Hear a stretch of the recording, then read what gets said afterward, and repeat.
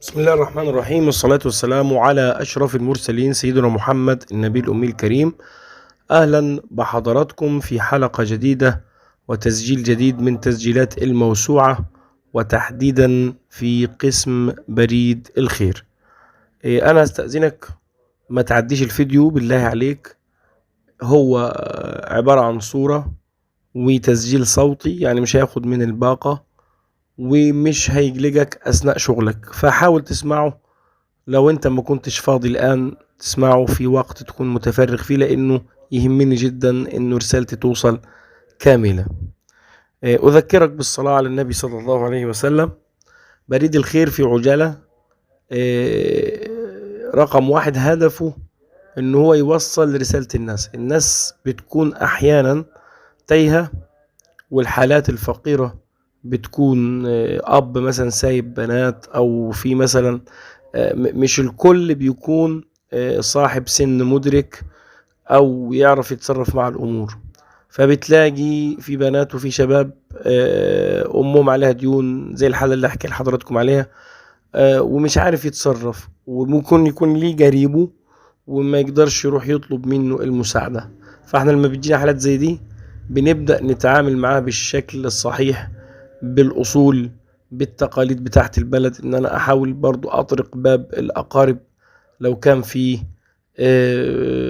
مجال لده، بحيث ان احنا نجرب الناس من بعض، لان احيانا بتكون في حالات محتاجة ومعاها في العائلة ناس ممكن تكون بتتبرع لناس غيرها، لانه هو مش حاسس انه ده محتاج او بيشوفه كويس، ده مش قادر يصرخ، ده مش قادر يتكسر. لانه في بعض الناس وبالذات في الصعيد لما بيكون محتاج وممكن يكون متعرض لديون توديه للسجن، ولكن تلاقيه ما يقدرش يعني عايز حد يصرخ له، عايز حد هو اللي يوصل الرسالة بتاعته في الستر وفي الغطاء، ومن غير كسرة نفسه، من غير ويكون في حفظ الماء الوجه.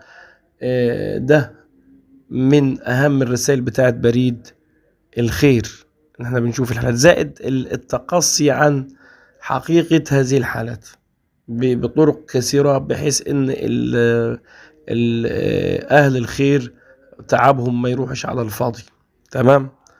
وربنا يحفظنا وإياكم من كل النصابين والدجالين.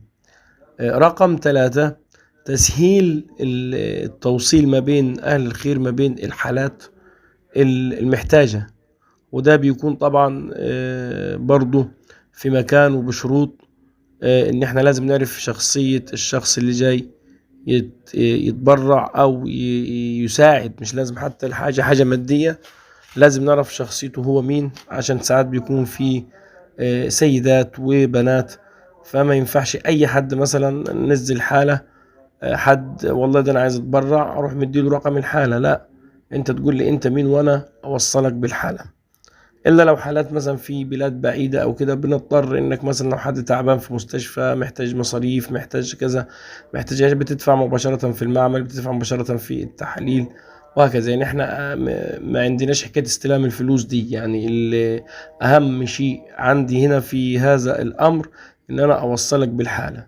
اللي بيجيب لي الفلوس ده والله العظيم بيتعبني، لان انا الوقت معي مشغول مع شغلي الخاص، فبضطر ان انا اروح معي فريق عمل، يعني الحمد لله متبرعين، يوصل ده واتصل بده، فبتاخد مني وقت. لكن انت اذا كنت انت من المتبرعين المحترمين ومن اهل الخير، وبنوصلك بالحالة وانت مع نفسك، بندي لك التقصي اللي احنا تقصينا عليه، بس لازم نعرفك انت مين، عشان الحاجات دي بتكون في سرية من غير فتح للناس. مش قصدنا حاجة، ولكن في بعض الناس ممكن تخطئ من غير قصد او بنية طيبة، فكده بتتكسر الحالة بعد ما ساعدناها، تحس انها اتكسرت يعني. فاحنا بنحافظ على الحتة دي مع الحفاظ على السرية ومع الحفاظ على التحري الصحيح. ده اللي هتلاقوه ان شاء الله في بريد الخير، تمام، في قسم من اقسام الموسوعة. زائد انه في بعض الناس هنسيبها هي اللي تتكلم، يعني بدل ما نحكي الحكاية هم اللي هيتكلموا وما عندهمش مشكلة يتكلموا، لكن مش هنصورهم. تمام. يعني في ناس محتاجة عمليات، في ناس محتاجة، فكل اللي محتاج حاجة أنا أحاول أوصل صوته لحضراتكم. أتمنى أنكم أنتوا تشيروا الفيديو. من أهم الأهداف إنكم تشوفوا الصعيد على حقيقته، تشوفوا الصعيد والحكايات والمآسي فيه اللي هي أكتر من الدراما. زي قصة النهاردة، الأم باختصار كده مهددة بالحبس في ما بلغ 50,000. القرض جابوه لهدف إنهم يفتحوا مشروع، المشروع خسر. تمام، يعني ما جابوش بيه أي رفاهيات. الأب فجأة حصل له ألم في الصدر، راح كشف، اتحجز في معهد القلب، محتاج شفط مية من على القلب، ومحتاج أكثر من عملية. ما فيش غير البنتين دول بيشتغلوا، وهم بيجيبوا طلبات البيت بمرتبات زهيدة، اللي بتاخد 700 جنيه، اللي بتاخد 800 جنيه.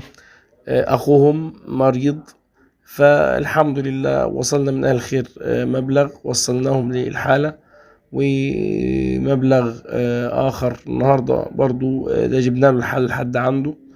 الحالة أنا بنزلها في الفيديو عشان تسمعوه، بنزلها أيضا كتابة اللي هو ما عندهوش وقت. تمام، لكن أنا أتمنى إن حضراتكم تشتركوا في القناة وتشوفوا الأقسام كلها. الحمد لله إن شاء الله عندنا أكتر من فكرة. بإذن الله هنطوف في محطات من التراث، هتعرفوا أهم المواضيع من خلال قسم بالصوت والصورة. هتشوفوا استضافات لناس كثيرة في مجالات مختلفة في قسم قعدة عرب. هتشوفوا الذكريات بتاعتي أنا وولادي، وتقروا لي الفاتحة لو كنت ميت، وتدعوا لي، ولو كنت عايش يشرفني إن احنا نتواصل مع بعض. شوف أهو الحالة دي من عائلة كبيرة جدا، أقرب ما ليهم رفض المساعدة. البيت في حالة مرسي لها، البنتين على وش جواز، فتيات زي القمر زي الورد. يا ريت يا ريت نحفظهم من الضياع. احنا فاضل لنا يا جماعة كام سهم؟ 35,000 في 10 فضل 25. النهاردة جالنا 2300، لسه مكملين. بيانات الحالة كلها مكتوبة على صفحة الموسوعة أيضا على الفيسبوك. والرقم معاكم 010 16 17 5456، ده رقم الواتس اللي عاوز يساعد حتى لو بكلمة طيبة أو بأي فكرة يتواصل معي، ده شرف لي كبير. وما تنسوش اشتراككم ودعمكم من القناة، ودعمكم من المشاهدة. لو 15 دقيقة في الأسبوع هيفرق جدا، ممكن يفرق جدا مع الفقراء. تحياتي لكم، والسلام عليكم ورحمة الله وبركاته.